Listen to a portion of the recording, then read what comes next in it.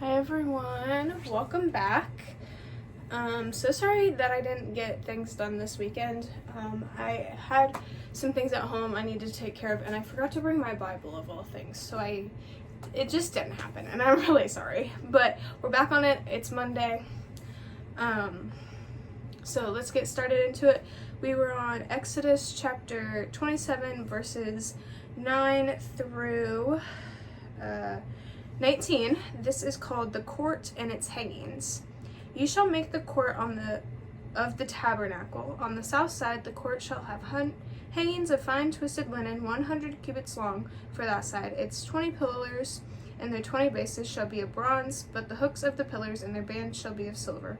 Likewise, for its length, on the north side there shall be hangings 100 cubits long, their pillars 20 and their bases 20 of bronze, but the hooks of the pillars and their bands shall be of silver.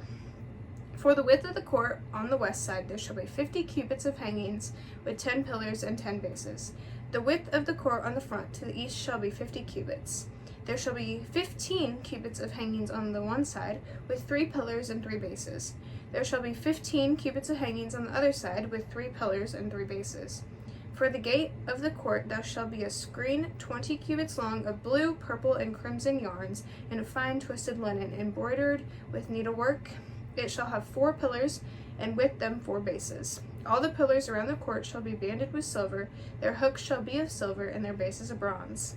The length of the court shall be 100 cubits, the width 50, and the height 5 cubits, with hangings of fine twisted linen and bases of bronze.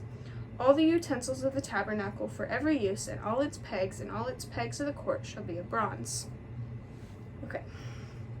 So, this is the court and its hangings story. It's basically like what I said last time.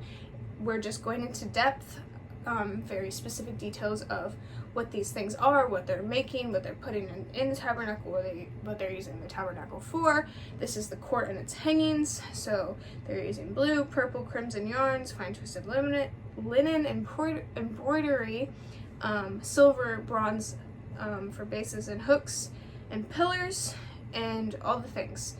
So they have directions, they have lengths, they have cubits, they have all the things, all the dimensions are laid out for what they're supposed to be making and what they are making. So they're working on this big, huge project with all these things that need to go in them for something big to happen of what God said. So, that's this story.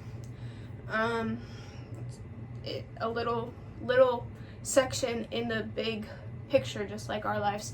There's little sections here of things you should or shouldn't be doing that leads into your big life, and when you make mistakes it gets you off path a little bit, but then it brings you back on, because you always find your way as long as you trust God and as you just lean into Him and pray and ask Him to guide you on the right path. And even if you get off and you don't realize it, God will direct you back as long as you are trying to listen as best as you can.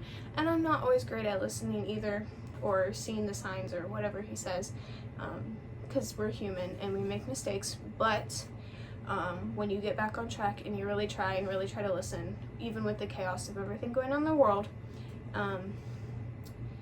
He'll get you back eventually. It may take longer, but you'll get back on track and you'll be going the way you should be. So thank you guys so much, and I hope you have a great rest of your day, and we'll see you all tomorrow.